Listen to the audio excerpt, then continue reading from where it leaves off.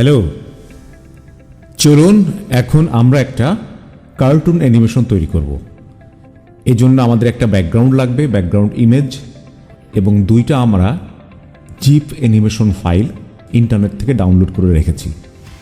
আপনারা যে কোনো জিপ অ্যানিমেশন ডাউনলোড করে এই কাজগুলো করতে পারেন। চলুন আগে একটু দেখে আসি আমরা কেমন। এটা হচ্ছে এই ধরনের একটা কার্টুন।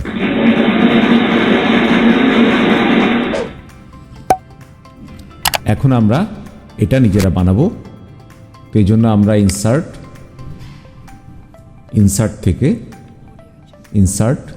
নিউ স্লাইড থেকে একটা ব্ল্যাঙ্ক স্লাইড নিলাম। এই স্লাইডটাতে দেখা যাচ্ছে যে এর নিচে একটা ব্যাকগ্রাউন্ড আছে। তো আমরা ডিজাইনে এসে এই ফরম্যাট ব্যাকগ্রাউন্ড অপশন থেকে এই হাইড ব্যাকগ্রাউন্ডটা করে এটাকে আমরা সরিয়ে দিলাম। এখন আমরা যে জিপ অ্যানিমেশন ব্যবহার করব সেই জিপ অ্যানিমেশনগুলো আপনারা অনলাইনে খুব সহজেই পাবেন। মনে করুন গুগলে গিয়ে আপনারা সার্চ দিবেন এভাবে GIF animation, GIF, GIF ANIMATION। Suppose আমি এখানে লিখলাম ডগ, DOG। তো বিভিন্ন অ্যানিমেটেড ডগ আপনারা পেয়ে যাবেন। অনেকগুলা ডগই আমরা দেখছি এখানে। একটু ইমেজে গেলাম আমি, যেমন মনে করুন যে এই ডগ, এটা অ্যানিমেটেড। এরকম অ্যানিমেটেড ইমেজ আপনারা ডাউনলোড করে নেবেন। এটা কেমন অ্যানিমেটেড দেখি একটু আমরা। এ দৌড়াচ্ছে না, এই জায়গায় দাঁড়িয়ে আর কি অ্যানিমেটেড হচ্ছে।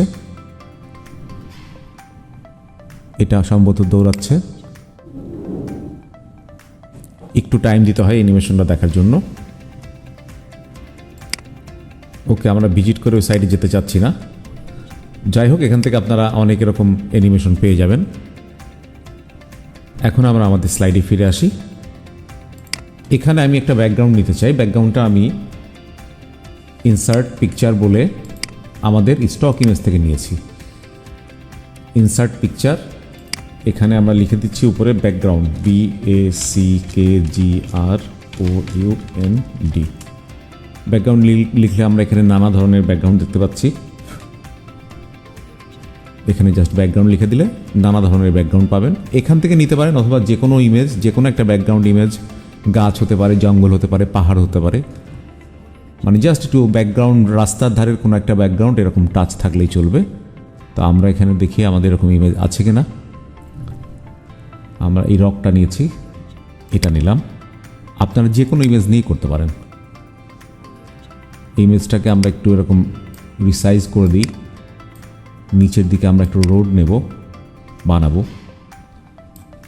তো এই জন্য একটা ইনসার্টে গিয়ে শেপে গিয়ে আমরা একটা রেক্ট্যাঙ্গুলার শেপ নিলাম, নিয়ে আমি এই বরাবর বসিয়ে দিলাম শেপটা, এরকম বসিয়ে দিলাম। ওভারল্যাপ নাও করা যেতে পারে। এটা আমরা কালারটা একটু ডার্ক, এরকম ডার্ক কালার নিলাম। আর রোডের যে ডিভাইডার সিম্বল থাকে অনেক সময়, এটার জন্য একটা ইনসার্ট শেপ নিয়ে এখানে ছোট্ট করে একটা ডিভাইডার বানিয়ে ফেলি আমরা এরকম। কালারটা হোয়াইটের কাছাকাছি অনেকটা এরকম। শেপের আউটলাইন কালার নো আউটলাইন। এটাকে নিয়ে আমরা কন্ট্রোল ডি প্রেস করলাম। একটা কপি নিয়ে জাস্ট একটু দূরত্বে বসালাম। তারপরে আমরা কন্ট্রোল ডি প্রেস করতে থাকলাম। গুড, সুন্দরভাবে হয়ে গেল। কন্ট্রোল এস করে ফাইলটা সেভ করে দিলাম। এইখানে আউটলাইন কালার ছিল, আউটলাইন কালারটা এখানেও প্রয়োজন নাই। Shape outline, no outline. এখন আমরা আমাদের কম্পিউটারে ডাউনলোড করে রাখা জিপ অ্যানিমেশন নিয়ে আসবো। Insert picture, this device. এখানে আমাদের অনেকগুলো আছে। এই যে ফক্স GIF, এটা আমরা নিলাম। এই ফক্সটাকে আমরা একটু ছোট করি, শিপ ধরে করলে ভালো। এখন একে একটু ঘোরাতে হবে। তো আমরা ফরম্যাটে গিয়ে এইখানে আমরা দেখছি যে rotate 90 degree, flip vertical, flip horizontal. এই হরিজেন্টালি ফ্লিপ করে আমরা মোটামুটি এই ফক্সটাকে আমরা এখানে বসিয়ে দিলাম। এই রোডের মাঝখান দিয়ে যাচ্ছে সে। এখন এখানে আমরা এই ফক্সটাতে একটা অ্যানিমেশন দেব। যথারীতি আমরা অ্যানিমেশনে আসি, অ্যানিমেশন ট্যাবে, তারপরে এখানে লাইব্রেরিতে এসে এখান থেকে আমরা এই মোশন লাইন্সটা দিলাম। লাইন্স দিলে সে নিচে যাচ্ছে। আমরা এইখানে ইফেক্ট থেকে এসে রাইট করে দিই, তাহলে এ রাইটে যাবে। এখন সে রাইটে যাচ্ছে। এটাতে ক্লিক করে এই কর্নারে থামানো যায় আর কি। যাই হোক, আমরা ভিউজটা আরেকটু ছোট করে নিই। এখন এই রেড যেটা, এই রেডটাতে ক্লিক করে আমরা সিনের বাইরে বার করে দিলাম। এই এখন ভিউ দেখি, প্রিভিউ। এখান থেকে আমরা প্রিভিউ দেখি। প্রিভিউ ক্লিক করলেই এই চলে গেল সে। ওকে, সেভ করি এটাকে। এটাকে স্টপ করার একটা বাটন এখানে থাকার কথা অটোমেটিক। যাই হোক, আমরা আবারও যাচ্ছি ইনসার্টে, পিকচারে, ইনসার্ট পিকচার, দিস ডিভাইস। এখান থেকে আমরা এই লায়নটাকে নিলাম। লায়নটাকে একটু ছোট করি। ছোট করলে আসলে আমাদের বাটনটা, প্লে বাটনটা হারিয়ে যাচ্ছে। একটু ডিস্টেন্সে রাখি আমরা লায়নকে। এখন আমরা অ্যানিমেশন পেইন্টার ব্যবহার করতে পারতাম।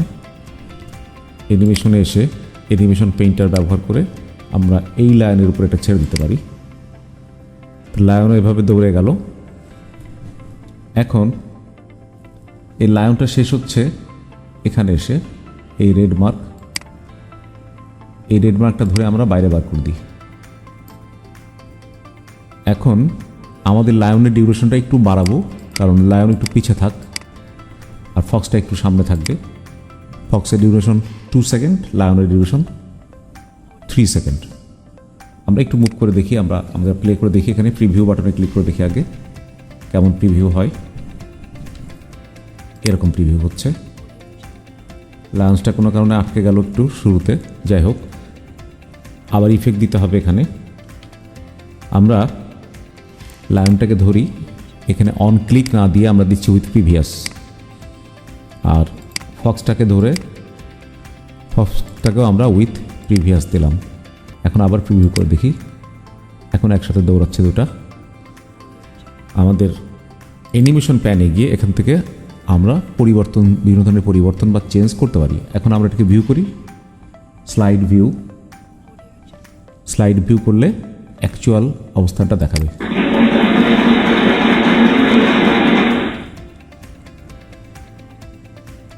মোটামুটি অ্যানিমেশন টেকনিকটা দেখালাম। এই টেকনিক ব্যবহার করে বিভিন্ন ধরনের অ্যানিমেশন করা যাবে। আমি আরেকটা জিপ নিয়ে আসি একটু। Insert picture, this device. এখান থেকে আমরা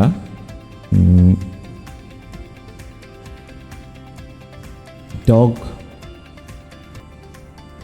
একটা ডগ দেখছি। আচ্ছা, আরেকটা ফক্স আছে এখানে। ইনসার্ট। এই ফক্সটা যদিও ব্যাকগ্রাউন্ড নাই, এটার ফ্রেম তো অনেকগুলা। যাই হোক, আমি যেটা দেখাতে চাচ্ছি যে অ্যানিমেশনে এসে আপনারা এখান থেকে যদি ফ্রি ফর্ম নেন, কাস্টম পাথ, তাহলে কাস্টম পাথটা নিজের মতন পাথ করে দিন, যে এদিক দিয়ে এসে এরকম জাম্প করে এদিক দিয়ে এরকম চলে যাবে। এই শেষ করে দিলাম, এভাবে যাবে। যদি এই ধরনের কোনো অ্যানিমেশন দরকার হয়, যে একটা পাখি যাচ্ছে, মাঝে উড়ে যাচ্ছে, দৌড়ায় যাচ্ছে, এরকম, মানে এই টেকনিকটা ব্যবহার করে খুব সুন্দর সুন্দর অ্যানিমেশন আপনারা নিজেরাই বানাতে পারবেন। সকলকে অসংখ্য ধন্যবাদ।